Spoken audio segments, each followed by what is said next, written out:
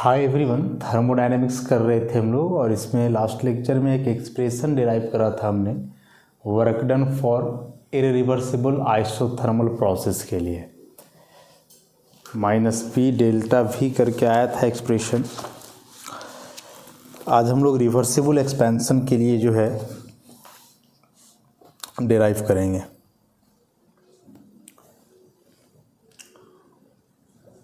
Work done in the isothermal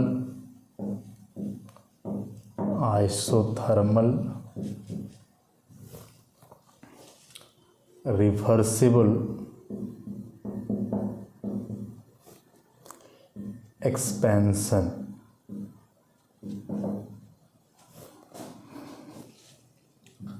या फिर compression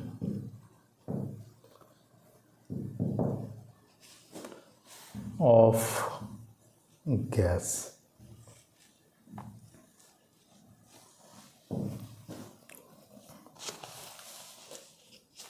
reversible है तो रिवर्सिबल मतलब गैस यदि एक्सपैंड कर रहा है तो ऑब्वियसली कॉम्प्रेस भी करेगा। रिवर्सिबल लिखे हुए हम लोग, इरिवर्सिबल था तो कोई एक चीज़ होता, एक्सपेंशन कंसिडर करा था हमने। रिवर्सिबल है तो यदि गैस एक्सपैंड कर रहा है तो ऑब्वियसली कॉम्प्रेस्ड भी होगा।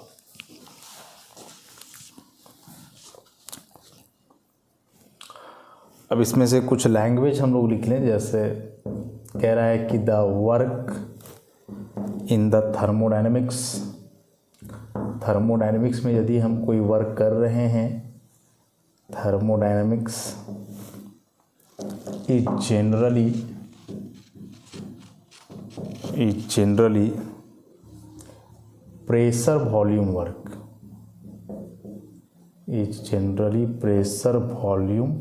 वर्क। थर्मोडायनेमिक्स में किसी भी प्रकार का वर्क डन हम लोग कंसिडर करते हैं तो बोल रहा है जनरली प्रेशर वॉल्यूम से रिलेटेड होता है। मान लिया जाए let n moles of an ideal gas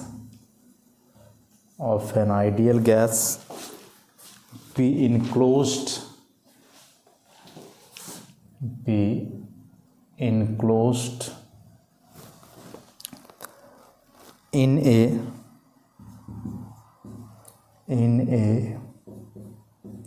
diathermic cylindrical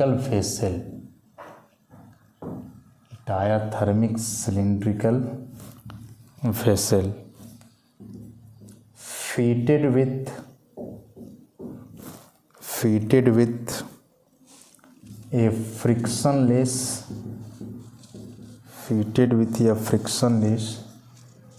piston at temperature T Kelvin।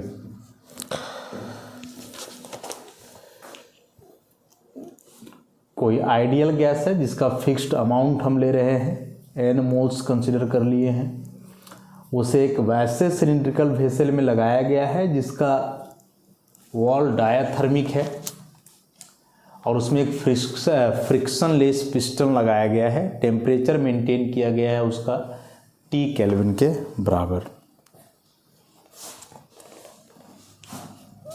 मतलब कुछ ऐसा।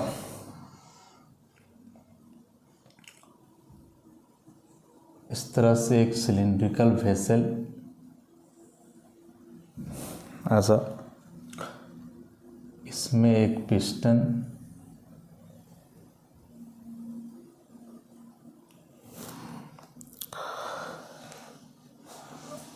इसमें भरा हुआ है गैस, बाहर से एक प्रेशर लग रहा है पिस्टन के द्वारा P एक्सटर्नल, गैस प्रेशर लगाएगा ऊपर की ओर, उसे हम कहते हैं P इंटरनल। ठीक है। वॉल्यूम इसका मान लें अभी यहाँ से यहाँ तक का जो वॉल्यूम है V1। जब यह गैस एक्सपैंड करेगा, जब इसका एक्सपेंशन होगा, फैलेगा गैस, तो वॉल्यूम ऑब्वियसली बढ़ेगा और वो पॉसिबल तब होगा, देखोगे ध्यान से, जब नीचे का प्रेशर माने गैस जो प्रेशर लगा रहा है इंटरनल प्रेशर, वह इंटरनल प्रेशर ज़्यादा होगा, ऊपर की ओर लगेगा, तभी तो गैस एक्सपेंड करेगा। नहीं तो एक्सटर्नल प्रेशर कहीं ज़्यादा रहा तब तो गैस कॉम्प्रेस कर जाएगा, मतलब और उसका वॉल्यूम कम हो जाएगा। एक्सपेंशन मतलब वॉल्यूम बढ़ेगा, बस इतना जानो, ऐसा हो जाएगा, ऐसा। अब मान लो इसका फाइनल वॉल्यूम हो गया V2 आफ्टर एक्सपेंशन। तो ये तब पॉसिबल हुआ जब इंटरनल प्रेशर ज़्यादा हुआ एक्सटर्नल से, तब इसलिए गैस जो है एक्सपैंड कर गया। यहाँ लिखते हैं उसी बात को कि the gas expands, the gas expands reversibly and isothermally,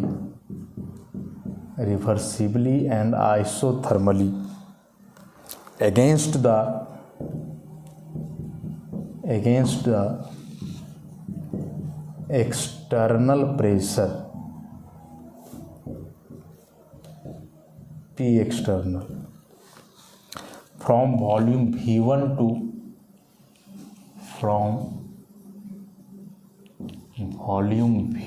to V2 on supplying Q amount of heat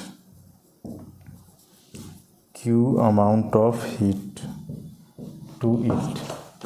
अब चूंकि टेम्परेचर को तुम कांस्टेंट माने हुए हो तो गैस अपने आप एक्सपैंड तो करेगा नहीं, खास करके जब ऊपर से पिस्टन लगा हुआ हो। तो इस पिस्टन को हम फ्रिक्शन लेस पिस्टन कह रहे हैं। पिछला क्लास में बताए थे कि फ्रिक्शन लेस मतलब इस पिस्टन का फ्रिक्शन नहीं होगा, अपने आप ही नीचे नहीं धंसेगा। जब तक कि ऊपर से हम ज़्यादा प्रेशर अप्लाई ना करें, जब तक कि नीचे से प्रेशर ना दें, तब तक कि इसका पोजीशन चेंज नहीं होगा, अटका हुआ रहेगा। फ्रिक्शन लेस माने फ्रिक्शन नहीं होगा। फ्रिक्शन होता तो अपने आप ऊपर नीचे होते रहता, तो फ्रिक्शन लेस है मतलब फ्रिक्शन इसमें नहीं होगा, ऐसा। तो जब ये गैस एक्सपैंड करेगा तो इसके लिए इसको कुछ हीट चाहिए, तो वही बोल रहा है कि इसमें हम Q amount of heat supply किए हैं। तो जब इसमें Q अमाउंट ऑफ हीट को सप्लाई किए तब यह गैस एक्सपैंड किया, लेकिन रिवर्सिबली कहने का मतलब कि फिर से यदि एक्सटर्नल प्रेशर ज़्यादा होगा तो यह गैस कॉम्प्रेस्ड भी होगा। एंड आइसोथर्मली मतलब एक कांस्टेंट टेम्परेचर पे, एक्सटर्नल प्रेशर के अगेंस्ट जा रहा है, क्योंकि एक्सटर्नल प्रेशर के अगेंस्ट रहेगा तभी तो एक्सपेंशन होगा ना। एक्सटर्नल प्रेशर ऊपर से लग रहा है, एक्सपेंशन के लिए प्रेशर नीचे से अंदर से लगाना होगा, तो इसके अगेंस्ट है। तो ये पूरा बात लिखा हुआ है।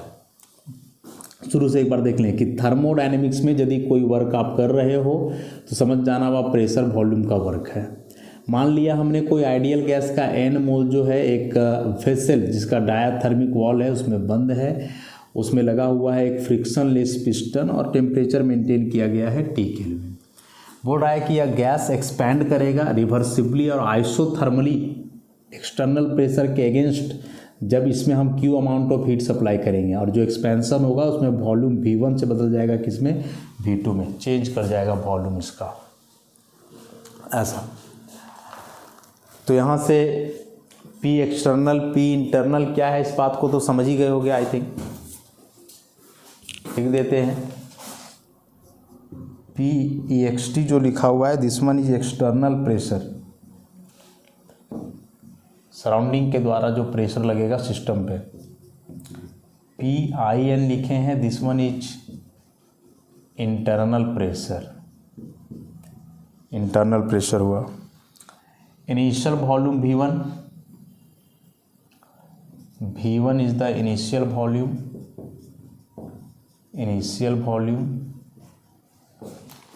and V2 is the final volume, Q is the amount of heat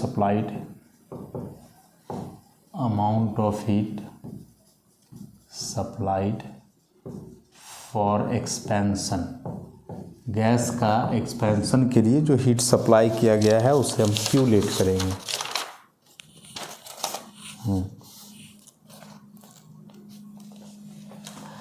अब चूंकि कह रहा है कि प्रोसेस जो है वो रिवर्सिबल है, तो रिवर्सिबल प्रोसेस है, इसका मतलब अभी हम क्या बताएं कि नीचे से प्रेशर ऊपर की ओर लग रहा है गैस का एक्सपेंशन के लिए, तो प्रेशर ऊपर से नीचे की ओर भी लगेगा, ठीक है। लेकिन ओवरऑल नेट यहाँ एक्सपेंशन होगा, मतलब कि इंटरनल प्रेशर थोड़ा ज़्यादा होगा। हम कह सकते हैं कि यदि कोई प्रोसेस रिवर्सिबल है तो अपोजिट डायरेक्शन में दो प्रेशर लग रहा है, एक एक्सटर्नल दूसरा इंटरनल, वे दोनों लगभग आपस में इक्वल होने चाहिए, रिवर्सिबल है इसलिए। तो हम लिखेंगे कि since the process is reversible, कि चूंकि प्रोसेस रिवर्सिबल है, इसका मतलब हुआ कि the external pressure and the internal pressure are approximately equal. तो जब इसके लिए हम वर्क डन निकालेंगे, work done in reversible process, तो रिवर्सिबल है तो ओवरऑल इसको इंटीग्रेट करना होगा, पूरा लेकर के चलना होगा। P एक्सटर्नल इंटू dV, साथ में वॉल्यूम चेंज कर रहा है V1 टू V2। हम यहाँ माइनस का साइन लगाएंगे, क्यों लगाएंगे? क्योंकि यहाँ जो वर्क डन हो रहा है वह सिस्टम के द्वारा हो रहा है। गैस वर्क डन कर रहा है तब जाकर के उसका एक्सपेंशन हो रहा है। गैस का यदि कंप्रेशन होता तो work done on the system होता, लेकिन यहाँ इसका एक्सपेंशन हो रहा है तो उसके लिए ऑब्वियसली गैस ही तो प्रेशर लगाया होगा ना, गैस ही तो प्रेशर लगाया होगा जिसके चलते इसका वॉल्यूम बढ़ा, तो गैस कुछ वर्क कर रहा है, तो work done by the gas है, इसलिए यहाँ नेगेटिव साइन का इस्तेमाल किया जाएगा।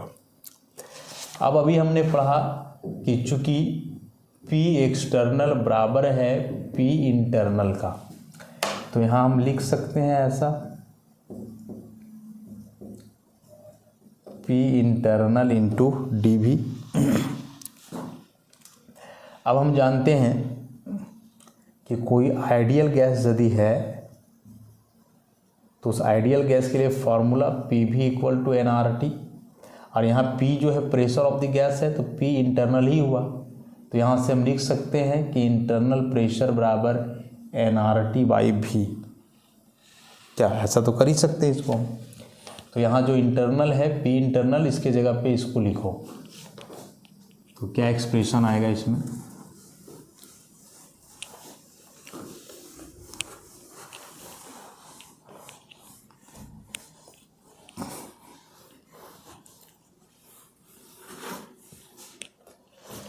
तो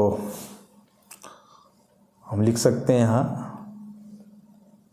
therefore work done in reversible process V1 V2, यहाँ हो जाएगा P इंटरनल था ना, तो इसके जगह पे अब हम लिखेंगे nRT by V into dV, ठीक है। अभी T कांस्टेंट है, N number of moles constant है, R ऑलरेडी गैस कांस्टेंट है, ये तीनों कांस्टेंट टर्म्स है, बाहर कर दो इसे, माइनस nRT, तो जाएगा V1 by V2 1 by V dV, ऐसा एक्सप्रेशन आया। अब हम पढ़ेंगे इंटीग्रेशन के बारे में, थोड़ा सा जानकारी होगा कि integration of 1 by x dx हम क्या लिखते हैं, log to the base x, या इसी को हम लिखते हैं ln x, फिर log e बराबर 2.303 log 10, ऐसा भी होता है। ये लॉग के बारे में ना आप डिटेल में पढ़ोगे मैथमेटिक्स में। अभी लॉग टर्म जो आ रहा है इसके लिए हम लोग को इम्पोर्टेंट केवल इतना जानना है कि किसी भी टर्म का लॉग हम लोग देखेंगे कैसे, तो उसके बारे में हम बताएंगे लॉग कैसे देखेंगे। सो अभी इतना सा बात केवल याद रखना है।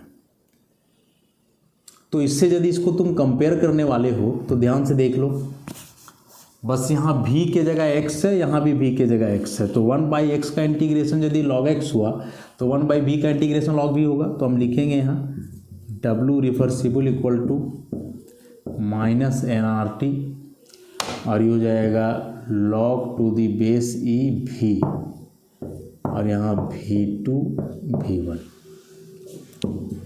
Minus nRT upper limit minus lower limit, तो log e v2 minus log e v1। अभी log m minus log n एक फॉर्मूला होता है जिसको हम लिखते हैं log m/n, तो उस हिसाब से इसे लिखोगे तो माइनस nRT log v2/v1, ठीक है, w रिवर्सिबल। अब यहाँ जो लॉग है वो बेस ई के साथ है, जबकि स्टैंडर्ड लॉग जो होता है बेस 10 से, तो लॉग ई और बेस 10 में जो इसका रिलेशन है वो देख ही रहे हो क्या है। तो इसको यदि हम लिखेंगे तो w reversible equal to minus 2.303 nRT log to the base of 10 आ जाएगा v2/v1। So this is the expression log minus 2.303 nRT log v2/v1, यही है फाइनल एक्सप्रेशन जब किसी गैस का एक्सपेंशन हो आइसोथर्मल रिवर्सिबल प्रोसेस के दरमियान। अब इसमें से पिछला चैप्टर में आप बॉयल्स लॉ के बारे में पढ़े होंगे, स्टेट्स ऑफ मैटर में बॉयल्स लॉ के बारे में।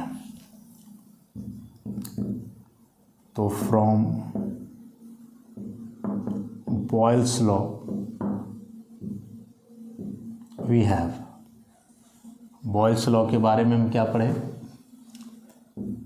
P1 V1 बराबर P2 V2, तो यहाँ से हम लिख सकते हैं P1/P2 बराबर V2/V1।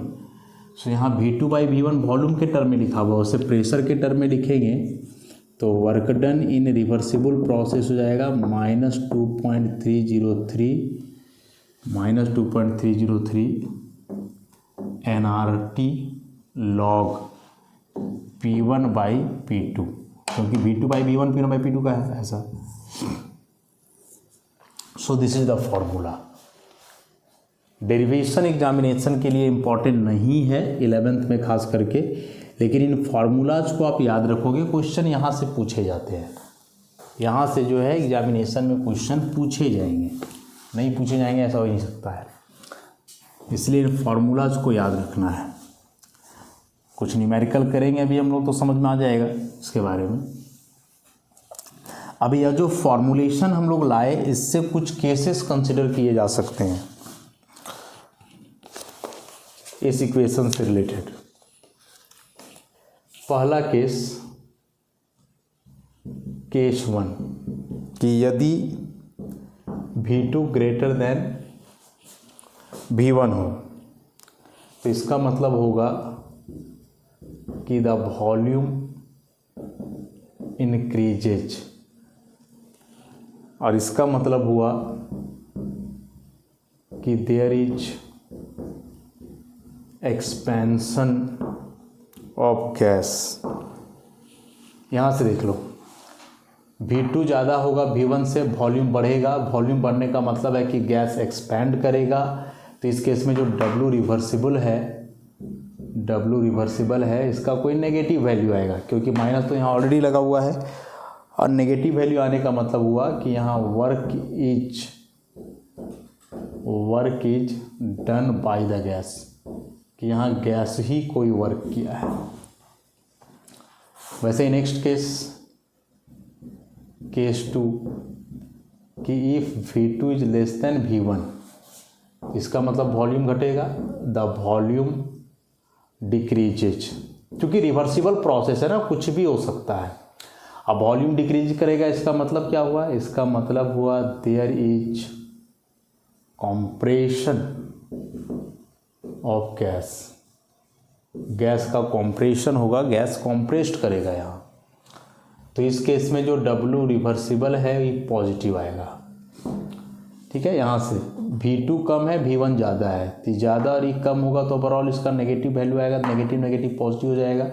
और W रिवर्सिबल यदि पॉजिटिव आया तो यहाँ हुआ work is done on the gas, इसका मतलब हुआ work is done on the gas, बाहर से वर्क किया गया है गैस पे, इसलिए वर्क डन इसका क्या आ रहा है, पॉजिटिव। और तीसरा केस कि यदि दोनों वॉल्यूम बराबर हो, केस 3 में कि इफ V2 बराबर V1 हो जाए, तो इस केस में क्या होगा, no change in volume, no change in volume. और जब वॉल्यूम चेंज नहीं करेगा तो V1 और V2 बराबर जाने के बाद ही कट जाएगा, कट जाएगा तो log 1, और log 1 का वैल्यू 0 होता है, ये पूरा सब 0 हो जाएगा। मतलब इस केस में जो W रिवर्सिबल है ये आ जाएगा 0, और वर्क डन 0, इसका मतलब कोई काम ही नहीं हुआ है, ना तो बाहर से काम हुआ है सिस्टम पे, ना तो सिस्टम काम किया है, तो no work is done at all, कोई वर्क नहीं हुआ है। ठीक है, तो ये 3 cases very very important. Reversible process है, इसलिए हम लोग केवल एक चीज़ को लेकर के नहीं चल सकते हैं, तुम्हें केसेस लेना ही होगा इसमें कि कब वॉल्यूम ज़्यादा होगा, कब वॉल्यूम कम होगा। इसके लिए एक बात और हम देख सकते हैं कि V2 V1 से ज़्यादा तब होगा जब इंटरनल प्रेशर ज़्यादा होगा एक्सटर्नल से, E तब होगा जब एक्सटर्नल प्रेशर ज़्यादा होगा इंटरनल से, और ये तब होगा जब दोनों इक्वल होंगे, एक्सटर्नल प्रेशर बराबर होगा इंटरनल से। तो ये वॉल्यूम बराबर पूछे, प्रेशर को भी कोरिलेट करना, ऐसे इसको याद रखना इस बात को। ठीक है, तो एक्सटर्नल प्रेशर ज़्यादा होगा, इसका मतलब उस केस में तुम गैस को बाहर से प्रेशराइज करके दबा रहे हो, कॉम्प्रेस्ड कर रहे हो, तो गैस उस समय क्या करेगा, गैस पे हम लोग को जो करना है वो करना है, वहाँ हम वर्क डन करेंगे गैस के ऊपर। तो इस work done in reversible process में W पॉजिटिव है कि नेगेटिव है, इस आधार पे जो है हम बता सकते हैं इसमें अलग अलग केसेस के बारे में, तो ध्यान रखना है इस बात को। अब जो ये 2 हम लोग पढ़े रिवर्सिबल और इररिवर्सिबल प्रोसेस के लिए, तो याद रखना है, हमने याद रखना है इस केस में, क्योंकि काफ़ी इम्पॉर्टेंट बात होने वाला है।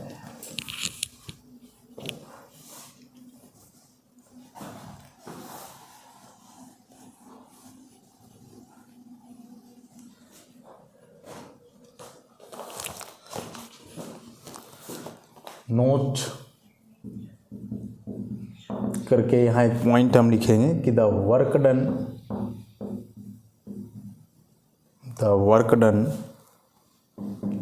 in the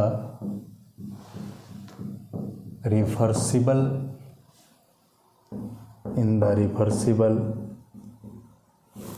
isothermal expansion of a gas is always greater than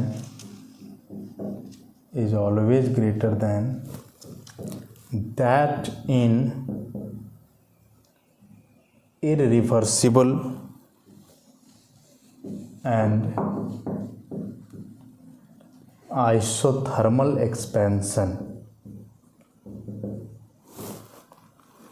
of the gas। क्या लिखें, the work done in the reversible isothermal expansion of a gas is always greater than that in irreversible and isothermal expansion of the gas। कि gas को 2 तरीके से expand किया जा रहा है, एक रिवर्सिबली और दूसरा इररिवर्सिबली। तो इसका कहना है कि जो work done in reversible process होगा वो ज़्यादा होगा इररिवर्सिबल से। इतना याद रखो, क्यों होगा इसका डिटेल्ड एक्सप्लेनेशन आगे हायर क्लासेस में जानना है, ग्रेजुएशन BSc वगैरह करोगे उसमें। ग्राफिकली इसको एक्सप्लेन किया जा सकता है या एक्सप्रेशन के आधार पे भी इसका एक्सप्लेनेशन है, लेकिन वो थोड़ा सा अभी हम लोग के लिए मुश्किल होगा, तो इतना सा बात केवल याद रखेंगे अभी बस।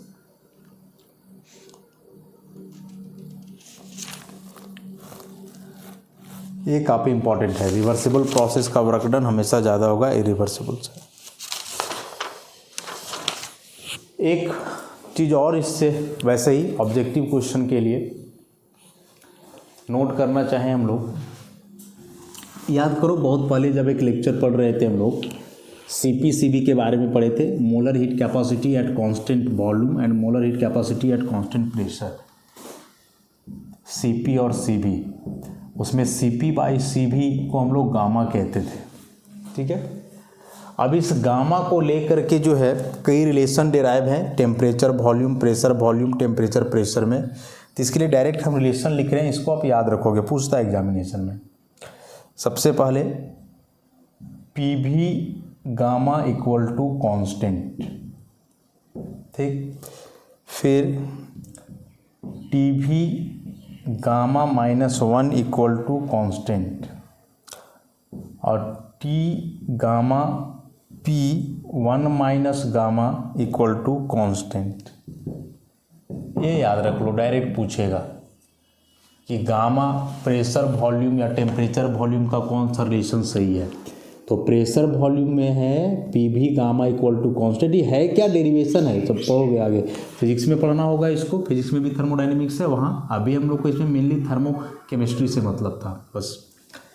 TV गामा -1 बराबर कॉन्स्टेंट या T gamma P1 minus gamma equal to constant. बस एग्जाम में अभी यदि पूछे गलती से तो रिलेशन पूछेगा, ऐसे ऐसे 3-4 दे देगा, बोलेगा कौन सा रिलेशन सही है या कौन सा गलत है, ऐसे। तो इतना तो आदि रख सकते हो, आसान सा है।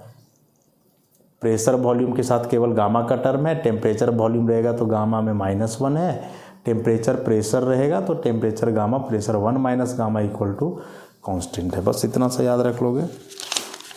तो नेक्स्ट लेक्चर में जो है हम न्यूमेरिकल्स करने वाले हैं। ये जो वर्क डन से रिलेटेड 2 डेरिवेशन करा हमने, उससे कुछ न्यूमेरिकल हो जाएगा। तो आज के लिए इतना ही रहे, बाकी नेक्स्ट क्लास में कंटिन्यू करेंगे। धन्यवाद।